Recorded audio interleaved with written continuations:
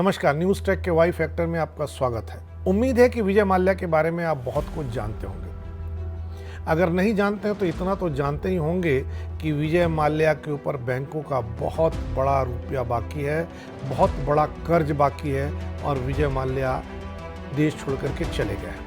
आप यह भी जानते होंगे कि विजय माल्या देश के सबसे बड़े बियर निर्माता हैं और यह भी जानते होंगे कि अपने नए साल के कैलेंडर के लिए विजय माल्या अपने समय में काफ़ी सुर्खियां बटोरते रहे हैं। इन दिनों सोशल मीडिया पर उनका एक चित्र तैर रहा है।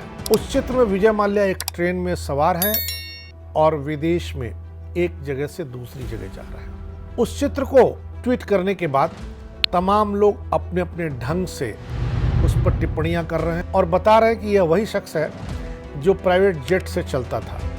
और कुछ लोग बड़े दीनता भरे भाव में यह बताने की कोशिश भी कर रहे हैं कि यह जेट से चलने वाला शख्स आज पब्लिक ट्रांसपोर्ट में ट्रैवल कर रहा है। पर हकीकत जानने की कोशिश की जाए और इस ट्वीट और वीडियो की पड़ताल की जाए तो जो सच्चाई हाथ लगती है वो वैसे ही है जैसे तमाम समय पर नेता अलग अलग चीज़ों का अभिनय करते रहते हैं।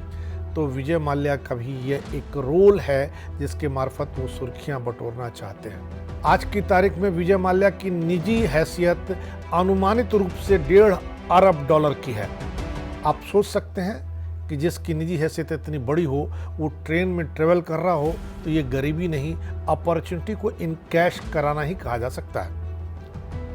भारत से भागे विजय माल्या ने जुलाई 2020 में अपने खिलाफ मुकदमेबाजी कर रहे भारतीय बैंकरों को 139.60 अरब रुपए का एक समझौता पैकेज की पेशकश की थी, लेकिन यह समझौता बैंकरों द्वारा स्वीकार नहीं किया गया।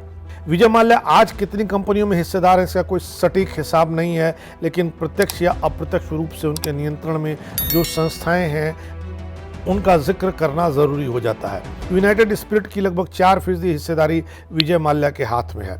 यूनाइटेड ब्रूअरीज का लगभग 20 से 25% हिस्सा विजय माल्या के पास है। मैंगलोर केमिकल्स एंड फर्टिलाइजर का लगभग 22% हिस्सा विजय माल्या के पास है। बेस्ट ऑफ क्रॉम्पटन का नया नाम है यूबी इंजीनियरिंग।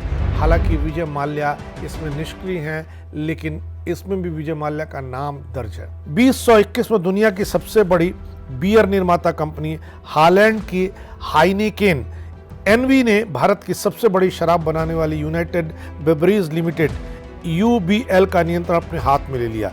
कंपनी ने यूबीएल में 39.6 मिलियन शेयर खरीदे हैं, जिससे उसकी हिस्सेदारी 46.5% से बढ़कर 61.5% हो गई है। अधिग्रहण का मूल्य 58.1 अरब रुपए का है। 31 मई को यूबी इंडस्ट्रीज का ₹1 वाला शेयर 1531 रुपए में शेयर मार्केट में था। 2021 में कंपनी की डायरेक्टर रिपोर्ट के अनुसार कंपनी का कुल राजस्व 43 अरब रुपए का था। 2020-21 में कोरोना के चलते कंपनी की बिक्री 38% कम थी।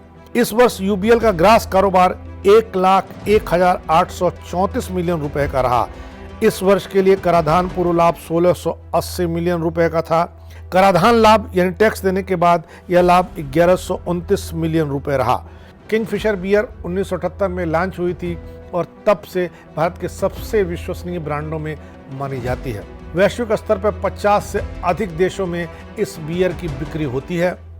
देश के प्रमुख अल्कोहल ब्रांडों में से एक के रूप में किंगफिशर का ब्रांड मूल्य 2020 तक लगभग $13 लाख का था। 2022 तक बियर बाजार से भारत की कमाई का अनुमानित मूल्य लगभग $17 अरब का था।